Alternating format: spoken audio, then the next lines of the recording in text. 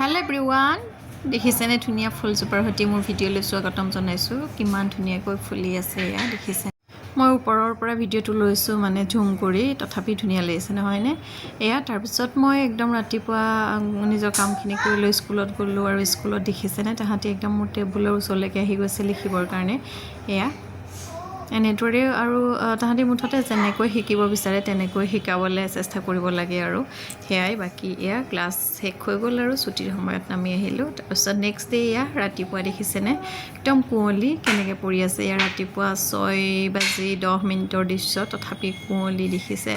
পুৰা ঠাণ্ডা ঠাণ্ডা লাগি গৈছে আৰু ফিল আহি গৈছে ঠাণ্ডাৰ কিন্তু চুৱেটাৰ পিন্ধিব লগা নাই হোৱা বাৰু ইফালে আকৌ আমাৰ ছোৱালীয়ে পিন্ধিলেই চুৱেটাৰ দেখিছেনে ৰাতিপুৱা শুই উঠিলৈ গা পা ধুই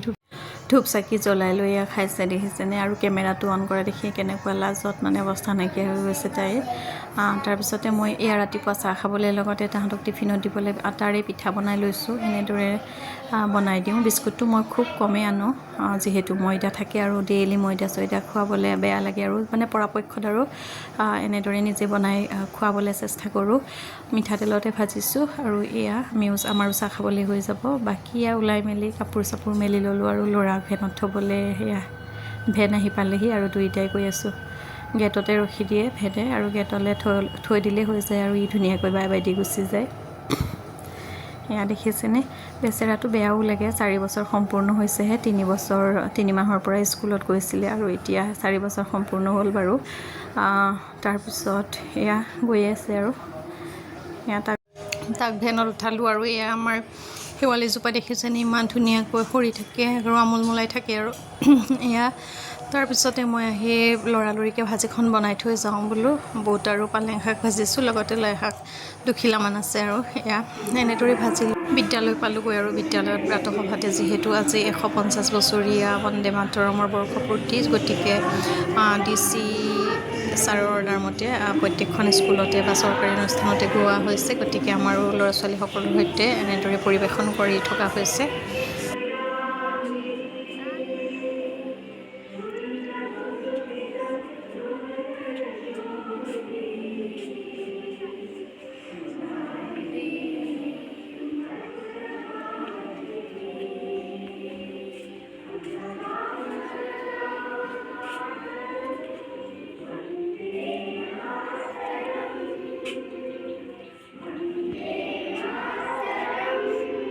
তাৰপিছতে সকলোৱে নিজৰ নিজৰ ক্লাছত গ'লোঁ আৰু এয়া ক্লাছৰ মাজত অলপমান ভিডিঅ' ৰাখিছিলোঁ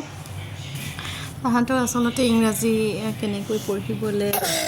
পঢ়া কৰিব পাৰি সেইটোৰ কাৰণে প্ৰচেষ্টা চলাই থকা হৈছে আৰু বৰ্ডত কেইটামান ৱৰ্ড যিখিনি একদম মানে চিম্পল ৱৰ্ড আৰু প্ৰত্যেকটো চেণ্টেঞ্চতে থাকে তেনেকুৱাবোৰ লিখি দিছোঁ আৰু তেনেদৰে প্ৰত্যেক দিনাই 30টাকৈ শব্দ পঢ়িবলৈ দিছোঁ আৰু সেইটো নেক্সট ডে হোমৱৰ্ক হিচাপে দি মানে স্কুলত আকৌ তাহাঁতকে ক'বলৈ দিছোঁ সেইটো কৰাৰ পিছত নেক্সট আকৌ 30টা ৱৰ্ড দিয়া হৈছে তেনেকৈ আৰু চেষ্টা কৰিছোঁ কিমান সফল হওঁ নাজানো আৰু সেয়াই তাৰপিছতে মিড ডে মিলৰ সময় হ'ল আৰু মিড ডে মিল খাই মেলি আকৌ পিছত ক্লাছ হ'ল তাৰপিছত ছুটিৰ সময়তে দেখিছেনে ফুলপাহিত ইমান ধুনীয়াকৈ পখিলা দুজনী পৰি আছে ফুলৰ মৌজুহি আছে তাৰপিছত আৰু ভিডিঅ' কৰা নহ'ল আৰু একদম ইভিনিঙত ঘৰত গাখীৰ চাহ খাব মন গ'ল গতিকে মছলা গাখীৰ চাহ বনালোঁ নিজৰ কাৰণে একাপ মইহে খাওঁ গতিকে সেয়া এনেদৰে বুট আৰু বাদামৰ লগত ধুনীয়াকৈ খালোঁ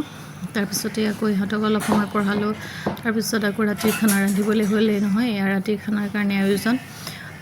পটল আৰু আলু ভাজিছোঁ লগতে চিম্পলকৈ দালি বনাম আৰু এয়া দেখিছেনে পটল কাটি ল'লোঁ আকৌ বাকলিবোৰ থাকিলে মই বেয়া পাওঁ গতিকে এনেদৰে বাকলিখিনি ধুনীয়াকৈ গুচাই লৈছোঁ আৰু ডাঙৰকৈ কাটিছোঁ এনেদৰে ল' ফ্লেমত পূৰা ধুনীয়াকৈ ফ্ৰাই কৰিছোঁ ভাল পাওঁ পটল এনেদৰে বইল কৰিও ভাল লাগে বাৰু আৰু এয়া দেখিছেনে